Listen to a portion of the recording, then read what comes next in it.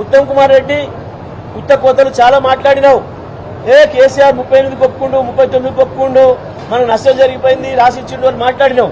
ఇవాళ కేఆర్ఎంబి చెప్పిన దాని ప్రకారమే 66, 34 తాత్కాలిక ఒప్పందం చేసుకున్నా దాని ప్రకారం కూడా ఆంధ్రప్రదేశ్ దాన్ని గౌరవించి ముందుకు రాలేదు. కేసీఆర్ ఉన్నంత కాలం 34% పైగా నీళ్లను వాడిండు, 38, 39% నీళ్లను కూడా వాడిండు అనే విషయం లెక్కలతో సహా స్పష్టంగా చెప్తుంది కేఆర్ఎంబి.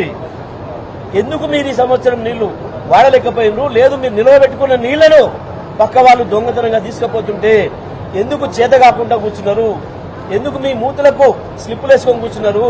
మూతులకు ప్లాస్టర్లు వేసుకొని ఎందుకు కూర్చున్నారు? సమాధానం చెప్పాలి ఇవాళ తెలంగాణ ప్రజలకు. మీరు ఇంత దగా, ఇంత దోపిడీ ఇంత పొద్దున్నాక జరుగుతుంటే కూడా ఒక్కడికంటే ఒక్కడికి సోయలేదు. కేవలం కమిషన్లు దండుకోవడానికి, వచ్చిన వాటిని పంచుకోవడానికి, ఢిల్లీకి మూటలు పంపించడానికి టైం సరిపోతుంది తప్ప ఏం జరుగుతుంది? తెలంగాణ హక్కుల మీద దాడి ఎట్లా జరుగుతుంది? తెలంగాణ రైతాంగానికి ద్రోహం ఎట్లా జరుగుతుంది? తెలంగాణ 5 జిల్లాల మంచినీళ్ల పరిస్థితి ఏంది అన్న సోయి ఒక్కడి కూడా లేదు ఈ మంత్రివర్గంలో, ముఖ్యమంత్రితో సహా. ఎండాకాలం వస్తుంది, నీళ్లకు ఇబ్బంది అవుతుంది, మళ్లీ పాత రోజులు వస్తున్నాయి. సమైక్యాంధ్రప్రదేశ్ లో ఉన్న రోజులే మళ్లీ దాపురిస్తున్నాయి.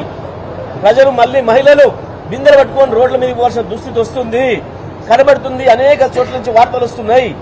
అయినా ఈ ప్రభుత్వానికి చీమ గుట్టినట్టు లేదు. పోతే పోనీ ఎక్కడెవరు చేస్తే మాకేంది, మా కమిషన్లు మాకు వస్తే చాలు కదా అన్న పద్ధతుల్లో ఈ ప్రభుత్వం వ్యవహరిస్తా ఉంది.